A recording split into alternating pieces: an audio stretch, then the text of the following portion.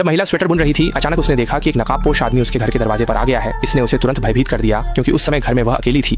लेकिन अजीब बात यह है कि जब बदमाश इस घर में घुसा तब तक वह महिला कहीं गायब हो गई, लेकिन जमीन पर गिरे धागे ने बदमाश को सुराग दे दिया। स्पष्ट रूप से महिला सीढ़ियों के सहारे पहले ही दूसरी मंजिल पर भाग गई थी। तभी एक अन्य बदमाश भी मुख्य दरवाजे से अंदर आ गया। जैसे ही उसके साथी ने दूसरी मंजिल की सीढ़ियों की ओर इशारा किया, बदमाश ने हथौड़ा उठाया और धागे का पीछा करते हुए ऊपर चला गया। देखते हुए कि धागा अब बिस्तर के किनारे गिरा हुआ है, वे तुरंत समझ गए कि महिला निश्चित रूप से बिस्तर के नीचे छिप गई है। लेकिन जैसे ही बदमाश ने चादर को उठाया, उसने देखा कि बिस्तर के नीचे कोई नहीं है। जैसे ही दोनों बदमाश निराश हो गए, बाथरूम का पर्दा उनकी ध्यान में आया। अपने अंदर के अनुमान की पुष्टि करने के लिए बदमाश हथौड़ा लेकर धीरे धीरे वहां चला गया। हालांकि उसे पता नहीं था कि महिला पहले से ही वहां पर अपने खुद के बनाए फ्लेम थ्रोवर के साथ इंतजार कर रही थी।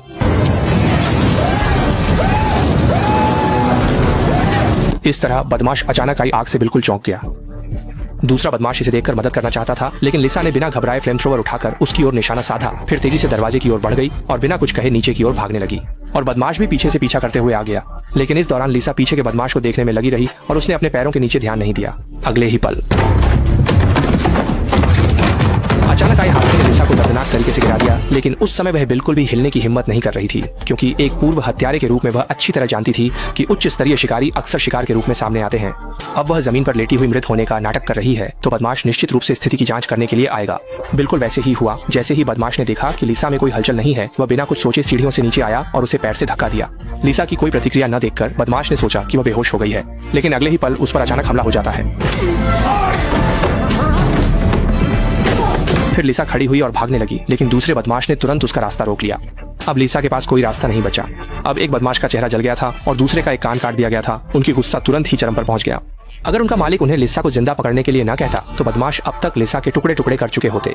जल्द ही लिसा एक कोने में फंस गई और उसके लिए आगे की स्थिति अनुमानित थी। जैसे जैसे रात का अंधेरा बढ़ा, लिसा को बदमाशों ने जल्दी से गाड़ी में बांध दिया। उसे वापस ले जाने की तैयारी कर रहे थे, लेकिन अचानक वे ज्यादा दूर नहीं गए थे कि पीछे से एक पुलिस की गाड़ी आ गई। असल में बदमाशों की गाड़ी सुबह चोरी की गई थी, जिससे पुलिस का पीछा शुरू हुआ। लेकिन इस समय बदमाश बहुत ज्यादा चिंतित नहीं थे, क्योंकि उनके वाहन में कई हमला राइफल्स थीं।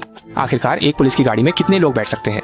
पुलिस की गाड़ी को लगातार उनकी तरफ सायरन बजाते देख बदमाशों ने अपनी गाड़ी को मजबूरी में सड़क किनारे रोक दिया, लेकिन वे पहले से ही मुकाबले के लिए तैयार थे। ग्लव बॉक्स में एक 3-8 है।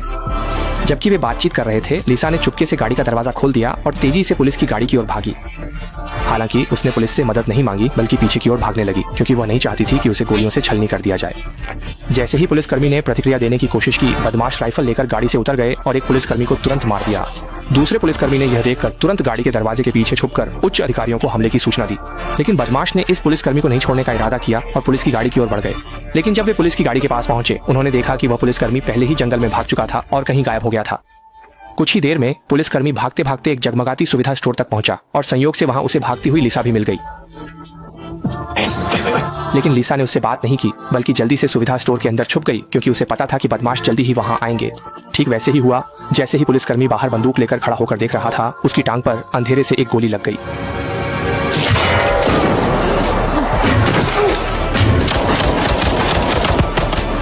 समझते हुए कि ये दोनों बदमाश एकदम खतरनाक हैं, पुलिसकर्मी ने घायल टांग को खींचकर सुविधा स्टोर में छुपने की कोशिश की।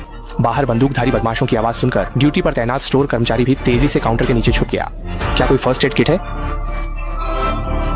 जब पुलिसकर्मी घाव को बांधने के लिए कुछ खोज रहा था, उसने देखा कि लिसा अपने हाथ के टाई को कैंची से काट रही थी। ये दृश्य देखकर मददगार पुलिसकर्मी तुरंत लिसा के पास गया और उसके हाथ की छिप टाई काटने में मदद की। लेकिन अगले ही पल भागती हुई महिला ने अचानक देखा कि उसे मारने वाला बदमाश सुविधा स्टोर के दरवाजे तक पहुंच गया। जीवित रहने के लिए लिसा ने तेजी से 2 बोतल इंजन तेल उठाकर उन्हें सुविधा स्टोर के दरवाजे पर फैलाकर बदमाश के फिसलने का जाल बनाया। इसके बाद लिसा ने सुविधा स्टोर का फ्रिज खोला। वहां से उसने 2 बैग बर्फ निकाली। वो सोच रही थी कि बर्फ को भी दरवाजे पर फैला दे, लेकिन तभी बाथरूम से कांच टूटने की आवाज आई।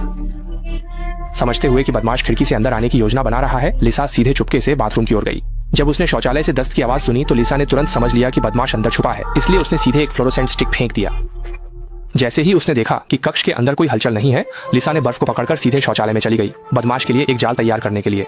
इसी समय बाहर पुलिसकर्मी ने स्टोर कर्मचारी से पूछा कि क्या वहां कोई आत्मरक्षा के हथियार हैं।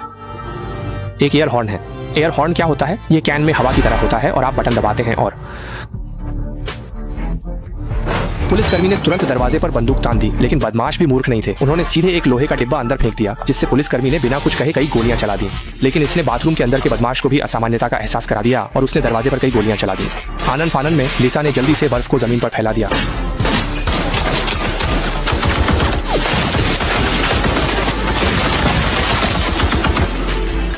जैसे ही बाहर की गोलियों की आवाज अचानक रुक गई, बदमाश ने भी दरवाजा खोलकर बाहर आ गया।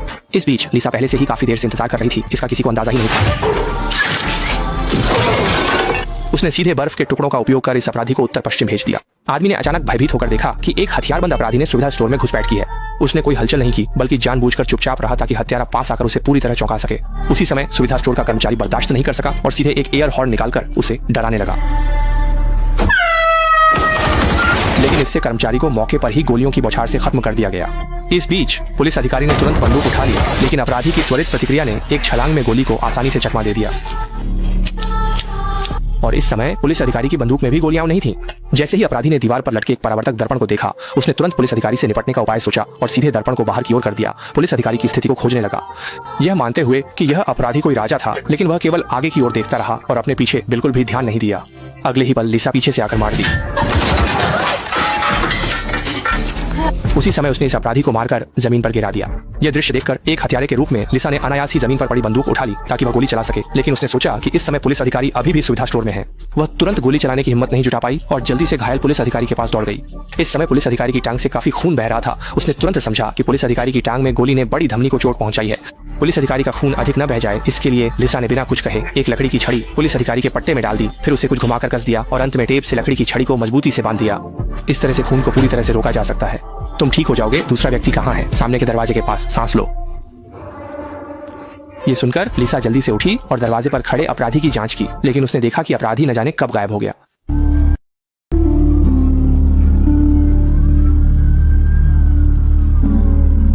मेरे पास आ जाओ ताकि वे ना आ जाएं। वो जब ये सब खत्म हो जाएगा मैं तुम्हें पदक दिलवाऊंगा। ओह, कोई सम्मान या कुछ और, समझ गए। 等到警员艰难地站起身后，丽莎已经消失得无影无踪。